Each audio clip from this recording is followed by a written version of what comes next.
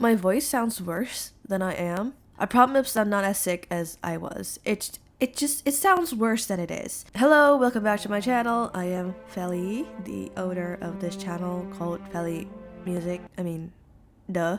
At the end of August of 2020, I saw an orchestra cover in YouTube and I thought I could do that too. And by the 4th of September, I finished my very first orchestra cover. Goer? What did I say, goer? And I would go so far to say that it's still one of my best pieces. My was something I was very proud of, and I liked it to the point that if I could make that song every day, I totally would. And I've actually done 2 versions. Fast forward 4 years later, and I think now would be a great time to remake it because, well, I really liked it. And just, to answer a very personal question I've been asking myself, because if I don't, what's the point of this video? Have I actually improved? I know I improved. If I didn't, that would have been a huge red flag for myself, because what exactly have I been doing these 4 years? But how exactly did I improve? So, in true Feli fashion, I remade My again. For the second time.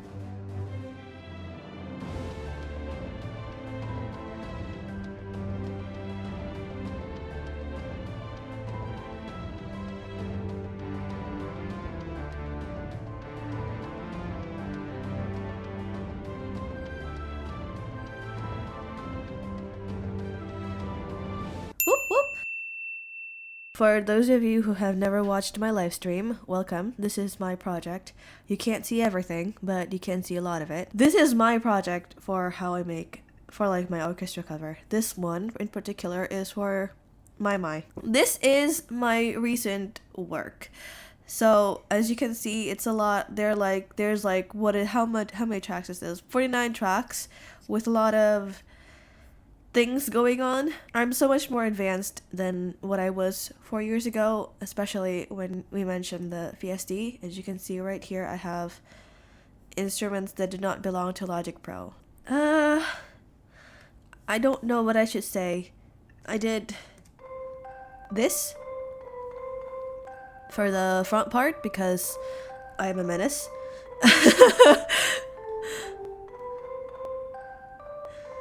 Yeah, so in the old one, I used harp, which I did not realize didn't make such a too loud of a sound, because I didn't understand the I didn't understand the I didn't understand the roles and the characteristics of each instruments yet, and I only heard the sound, and I was like, okay, that sounds good, let me use that.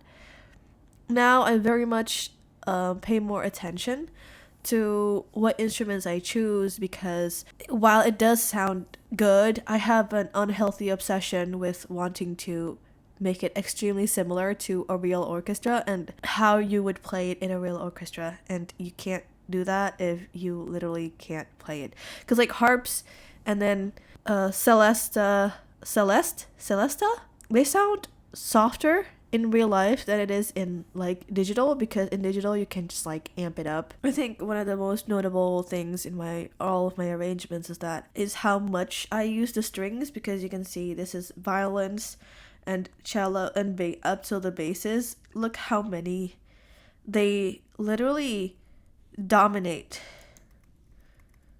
the entire song, because like I used to be a violinist.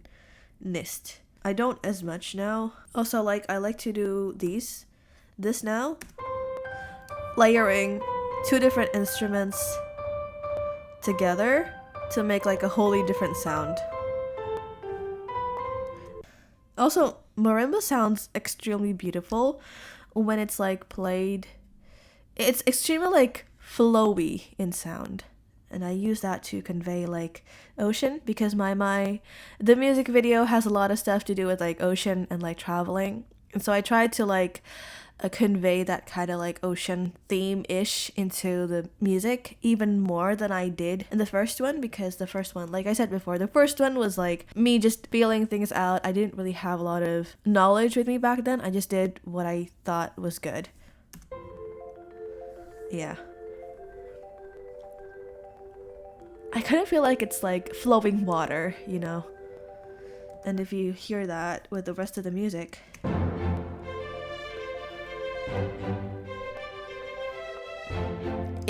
it's really in the background.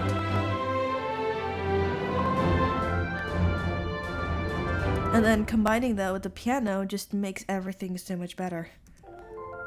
The piano doubling it on the top makes it sound so much more flowy and just kind of like twinkling water, I would say.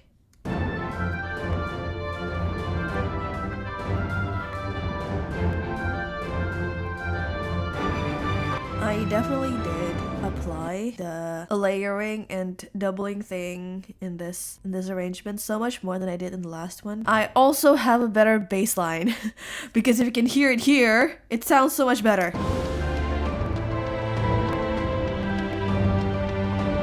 And I wonder why, because if you guys didn't know, the bass line, I really paid attention to it. And you can see right here that the cellos and the basses are playing the bass note of the chord.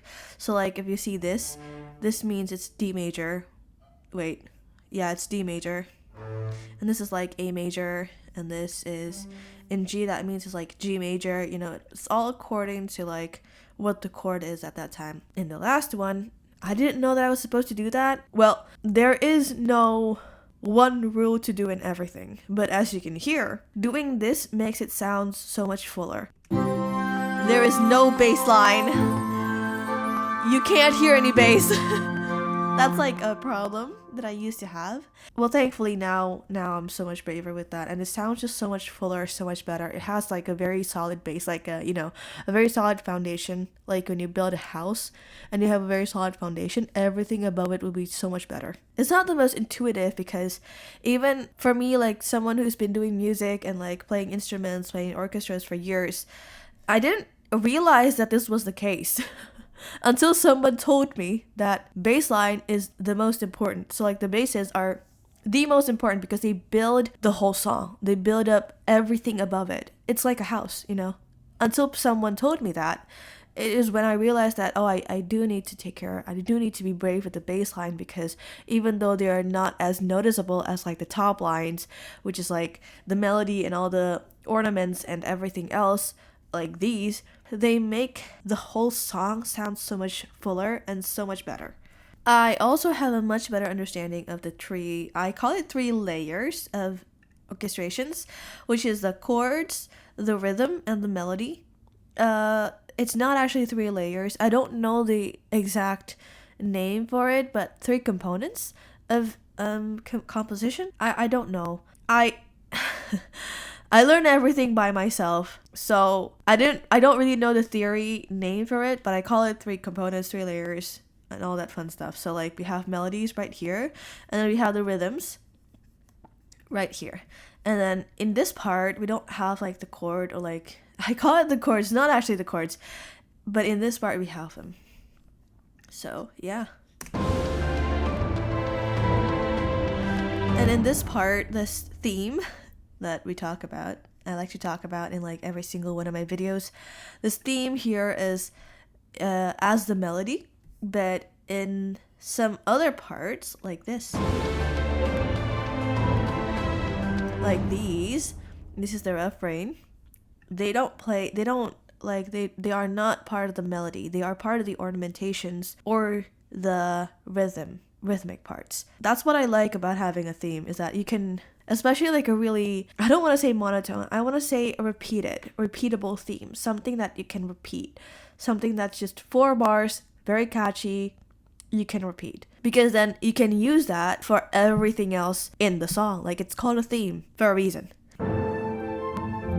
Oh, I love this part so much. I love how I did the pizzicatos in like the one I did before. I wanted to incorporate it here again. And I did that twice actually, because I was so in love with it. But in the other one, I used full pizzicato strings, and here I mix it up with the bass line being the strings because they are very resonant. They're very like echoey when you use them. For this VSD, at least for the sound, BBC Orchestra. Wait, no, what? BBC. Alright, BBC Symphony Orchestra Core from Spitfire Audio. At least in this one, their pizzicato strings for like the bass and the cellos are very resonant, and using that with the BBC piano. And then combining them with the BBC Orchestra for the flutes and the clarinet. And then I used this one as Albion Colossus from Spitfire. I had to do this because back then my computer couldn't take it. It still couldn't, but now it's hanging on. This is just the flute, by the way. And it's to double and make it sound less real. It's kind of ironic how many times I say I want to make it sound real and then I add some things that doesn't make it real. Anyway, this is what it sounds like together. This is what it sounds like alone. So as you can hear, it sounds a lot larger when I play it together. And that's like something I couldn't do before because one, I didn't have all these VSDs and all these instruments with me back then.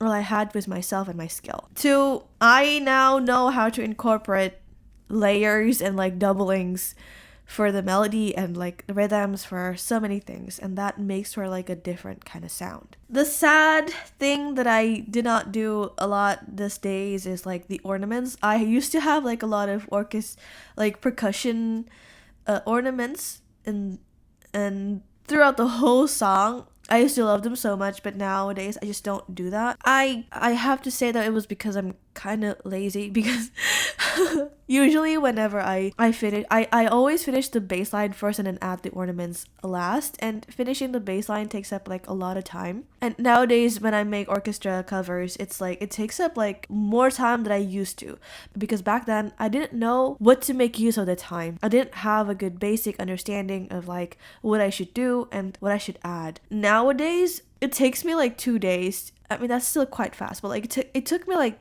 2 days of like 4 to 5 hours of work to completely make a cover. That's basically like about 10 hours of work, and I used to only do like 3 hours. So like that's like 7 hours more than what I used to, and I am just completely tired usually by the end of it. And so I just don't have the energy to like add more ornaments, and usually even then the ornaments are in the other places, like the doublings right here. Right? The doublings, like right here. There's too many sounds that are playing together and it becomes kind of like everywhere, and I don't like that. I like it when everything's simple, but it sounds good. Familiarity with strings. I use strings for everything. I am learning to switch it up a bit more with like my future covers and also my originals that is coming soon. For this one in particular, I noticed, rhythms are always the strings. Rarely ever anything else. As you can see, maybe horns, but I don't even see that. Yep, only strings.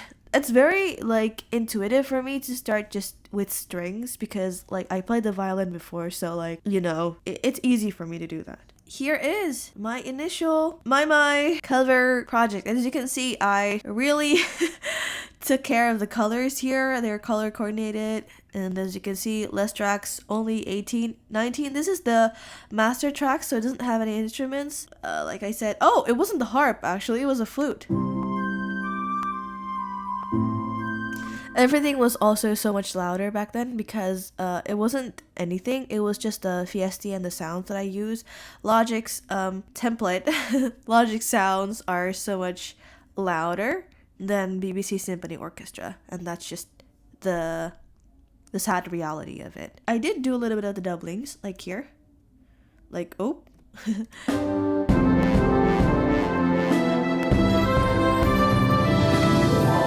like right there, but it wasn't something as crazy as I do now, like these layer upon layer upon layer upon layer of instruments playing together, and like with all these different instrument families, like the strings, the woodwinds, and like the horns complementing each other, filling up the whole frequency from like lows to highs, and it makes for such a grand sound. I do that.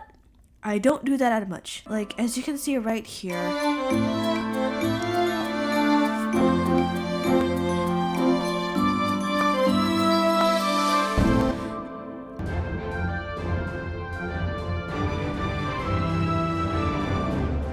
I did do a little bit of that doubling, but it doesn't have that kind of effect because I wasn't trying to fill in the frequency. Like you can see here, I'm doubling between the strings and the flutes and clarinets, right? But I'm pretty sure the flutes and clarinets are playing exactly in the same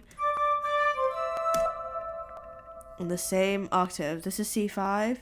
This is C6. Oh, I'm wrong. I'm kidding. Flutes and clarinets are playing an octave apart, but I can safely see.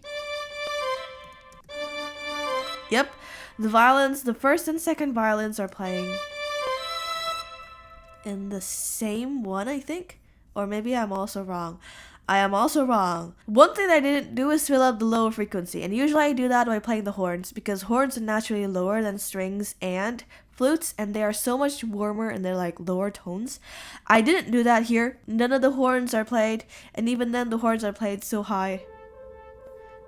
Yeah. French horns don't go that high, people. Back then, even then though, I had a good understanding of dynamics. I really like contrast since the very first time I make music. I like it when there's like a huge moment and then suddenly it all goes silent. So I use silence as an instrument, in a way. Like from this part. And then like all these like big sounds and then immediately going all these smaller sounds. So as you can hear just from like the small snippets in this song and this like arrangement, everything is so much airy. Everything is so airy. There is no bass line. You can't hear any bass. That's like a problem that I used to have. None of them has a good bass. So yeah, as a conclusion, I really did improve. It doesn't sound that different because the style is still the same, but it definitely does have a rounder, more full sound, a lot better bass line, much grander sounds, and just better everything else. However, just doing covers is getting kind of boring. So, as I said before, I'm planning on releasing an original song that is gonna release in probably around Halloween. Should I spoil it right now? It's going to be a theme song for a certain variety show that I watch every single Wednesday. I don't know, that might be any variety. Thank you so much for watching this video, and don't forget to give it a like and subscribe, because I see you guys not subscribing in my last video. Please subscribe. Please subscribe so I know you like me. That's like, even if it's not creepy, that's like generally just a weird thing to say. Give it a like, give it a subscribe, and also comment down below what you think. If you think I've improved in the last few years. Also, if you guys are music producers or music enthusiasts, comment down below on your journey of how you got better. This song will be available on Spotify, Apple Music, and all the other streaming services, along with 2 other versions as per usual, and also are on YouTube. Links are below. If you would like to support me directly, you can buy me a coffee. What else should I say? Oh, right, Valley Music Database. I've recently opened a Valley Music Database because I've seen some people requesting songs that I've already made. So if you guys want to know what songs I've already made, because I've made at least 94 of them, don't worry, I've got you covered. Just click on the link below in the description and in the pinned comment, and it will lead you to my database. Anyway, Go You 17 is airing soon now. I need to go watch it.